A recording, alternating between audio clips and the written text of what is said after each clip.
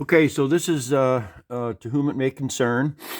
Been asked to show a video of how to get the doghouse apparently for replacing the drive shaft. This only applies to 2003 to the present, although I've never done 2022, and I hope I don't have to for a while. But anyways, this little plastic cover right here underneath the driver's steering wheel, of course. There's two 10mm bolts. There's one right here, and then there's another one on that side. Use a 10mm socket, pull those out, and then you just kind of snap it. You just want to grab and just kind of snap it loose, and then put it up on the dashboard. Down in here, release this little rubber knob, and then this little door will fold out. Anyways, there's two 10mm bolts on that side. You can see one.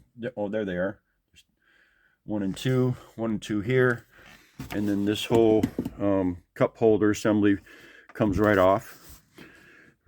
Remove all these screws around the drive shaft boot, and that's one part of it. And then again, this is on the passenger side. There's a 10mm bolt there, 10mm here, and again, just kind of snap it loose. Don't break any of those little clips, otherwise it'll be hanging down like that and look ugly and look like somebody's been into it.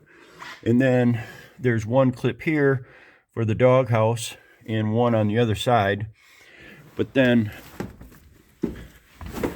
this little piece here that covers up this major gap so you can get the doghouse over the drive shaft when you pull it out. That has to come off. And then this seat has to come off. These are 3/4 inch nuts.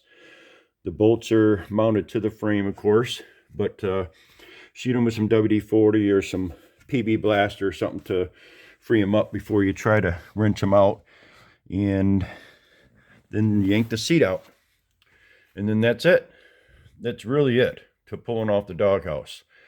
I can have that out in, if I'm getting right after it, about 10 or 15 minutes, including the seat. So hope that helps.